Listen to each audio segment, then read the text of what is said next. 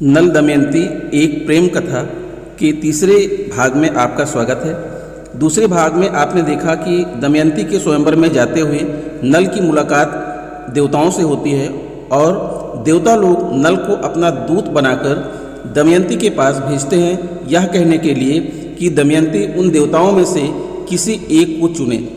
अब आगे Nal Damayanti a true love story. Nal ने धीरे से उत्तर दिया, राजकुमारी मैं नल हूँ, आपने मेरा नाम पहले भी सुना होगा। इस समय मैं इंद्र, अग्नि, वरुण और यम इन चार देवताओं का दूत बनकर यहाँ आया हूँ। मैं उन देवताओं के प्रभाव से इस भवन में पहरेदारों से अनदेखा चला आया हूँ। वह देवता चाहते हैं कि आप उनमें से किसी एक को अपना पति चुने। उनका यह संदेश लेकर मैं आया हूँ। आगे आपकी इच्छा, आप जैसा चाहें वैसा करें। दमयंती ने नल से कहा, उन देवताओं को मेरा नमस्कार निवेदन करें। और जहाँ तक पति रूप में किसी को चुनने का प्रश्न है तो मैं पहले ही आपको अपना पति स्वीकार कर चुकी हूँ। मेरे पति तो आप ही हैं। अब आप आज्ञा कीजिए कि मैं आपकी क्या सेवा करूँ। मैं आपकी और मेरा सब कुछ आपका। आप निश्चिंत होकर मुझे स्वीकार करें। जब से उस दिव्य हंस से मैंने आपकी बातें सुनी हैं, मैं तभी से आपकी हो चुकी हूँ। हे मेरे मन प्राण के स्वामी, आपको पति रूप में पाने के लिए ही इस स्वयंवर का आयोजन हुआ है। हे प्रिय, आपके चरणों में भक्ति रखने वाली मुझ दासी को यदि आप स्वीकार नहीं करेंगे तो मैं आपके ही कारण विष, आग, जल अथवा फांसी के द्वारा अपने प्राण दे डालूंगी। दमयंती की सारी बातें सुनकर राजा नल ने कहा, तुम देवताओं को छोड़कर मुझ मनुष्य को क्यों पति बनाना चाहती हो? मैं तो देवताओं की पग धूल के बराबर भी नहीं हूँ। तुम्हें उन देवताओं में से ही किसी एक को चुनना चाहिए। देवताओं की इच्छा के विरुद्ध कार्य करने पर देवता क्रुद्ध हो जाते हैं और वे जो चाहें कर सकते हैं। वे अपने विरोधियों के धन और प्राणों को हर लेते हैं। इसलिए ऐसा कोई कार्य न करो जिससे मेरे प्राणों पर संकट आए। तुम उन्हीं में से किसी एक को चुन लो। देवता की पत्नी बन जाने पर संसार और स्वर्ग की कोई भी वस्तु तुम्हारे लिए दुर्लभ नहीं रहेगी। तुम्हें मन चाहे भोग प्राप्त होंगे। भला सारे संसार को भस्म कर डालने की शक्ति रखने वाले अग्निदेव को कौन नारी अपना पति नहीं बनाना चाहेगी? और जिनके दंड के भय से लोग शुभ कार्यों की ओर प्रवृत्त होते हैं, उन यमराज को कौन स्त्री अपना पति बनाना नहीं चाहेगी? दैत्यों और दानवों पर विजय पाने वाले देवराज इंद्र को पति रूप में पाकर कौन सी नारी अपने को सौभाग्यशालिनी नहीं समझेगी? और यदि चाहो तो वरुण देव को तुम अपना पति बना सकती हो। मैं तुम्हारा शुभ चिंतक हूँ। मेरी बात को यूं ही मत टालो। निषदराज नल के यूं समझाने पर आंसुओं की धार बहाती हुई दमयंती बोली, राजन, मैं सब देवताओं को नमस्कार करके उनसे आपके मंगल की याचना करती हुई आपको ही अपना पति स्वीकार करती हूँ। मैं सच कहती हूँ, यह मेरा अटल निश्चय है। ऐसा कहकर दमयंती दोनों हाथ जोड़कर थर थर कांपने लगी। राजा नल ने उससे कहा, मैं इस समय देवताओं का दूत बनकर आया हूँ और अपने कर्तव्य का पालन कर रहा हूँ। इसलिए तुम वैसा ही कार्य करो जो मेरे कार्य के अनुकूल हो। मैं देवताओं के कहने से उनके कार्य के लिए यहाँ आया हूँ। इस समय मैं अपने स्वार्थ का कार्य कैसे कर सकता हूँ? मेरे धर्म की रक्षा हो तो उसके फलस्वरूप मेरे स्वार्थ की सिद्धि भी हो सकती है। यह सुनकर आंसू बहाती हुई रुंधे गले से दमयंती ने कहा, हे राजन, वह उपाय मैंने सोच लिया है। आप निश्चित रहिए। कोई भी आप पर कर्तव्य पालन न करने या स्वार्थ सिद्धि करने का दोष नहीं लगाएगा। आप वह देवता और अन्य भी स्वयंवर मंडप में पधारे। मैं उन देवताओं के सामने ही आपका वरण करूंगी। ऐसा करने पर आप पर कोई बात नहीं आएगी। राजकुमारी दमयंती के ऐसा कहने पर नल वहाँ से चला आया और सीधा देवताओं के पास पहुंचा। देवताओं के पूछने पर नल ने सारी बातें सच सच बता दी। उसने बताया, दमयंती मुझे ही अपना पति बनाना चाहती है और उसने कहा है कि देवता भी स्वयंवर में पधारे। मैं उनकी उपस्थिति में नल का वरण करूंगी।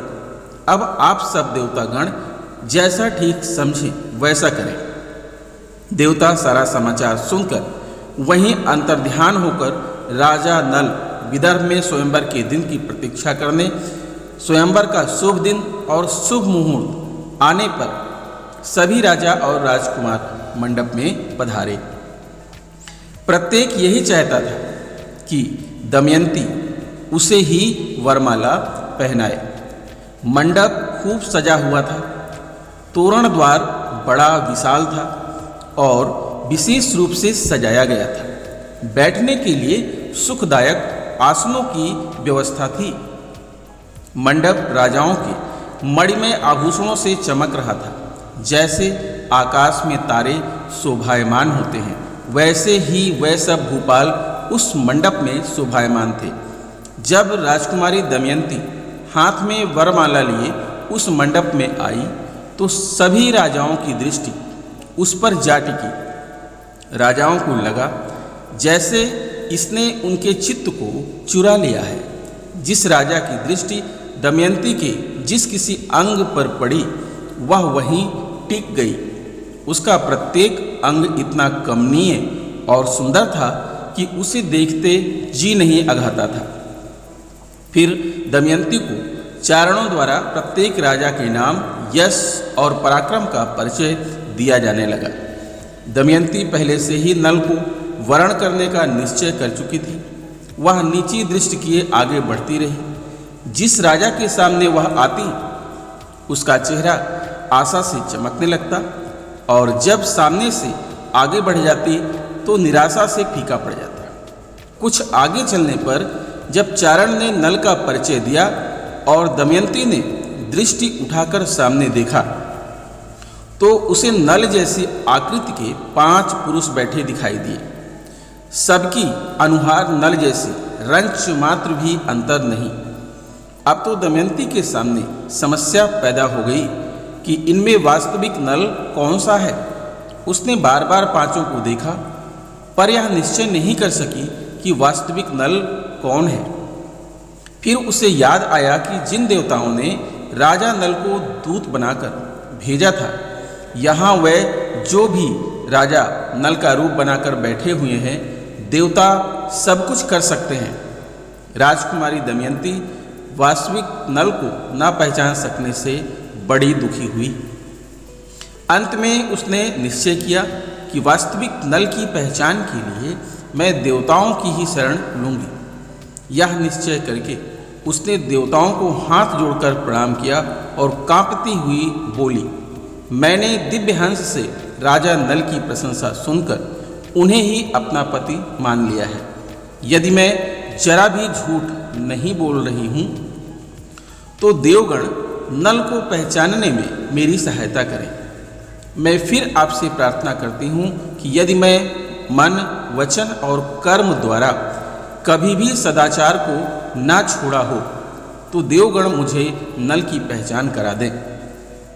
यदि विधाता ने निषदराज नल को ही मेरा पति निश्चित किया हो तो उस सत्य के प्रभाव से देवगण मुझे वास्तविक नल की पहचान करवा दें।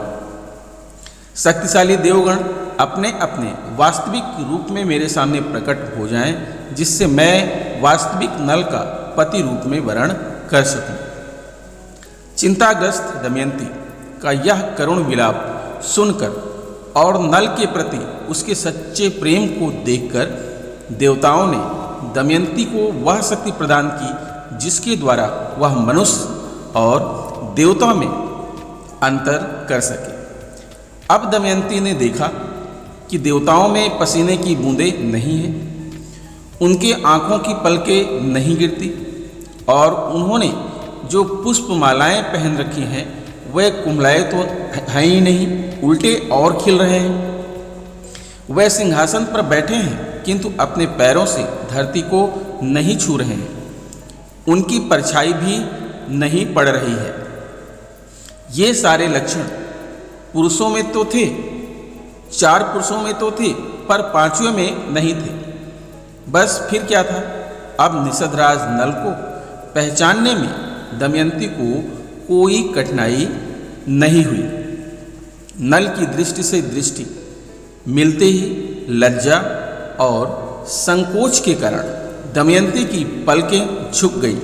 उसने नल के वस्त्र का छोर पकड़कर वरमाला उसके गले में डाल दी। यह देखकर कि दमयंती ने नल के गले में वरमाला पहना दी, वहां आए राजा हताश होकर लंबी सांसें खींचने लगे और उनके मुंह से हाय शब्द निकल पड़ा। To be continue in the next part. यानी दोस्तों अगला भाग अगली वीडियो में। तब तक के लिए नमस्कार।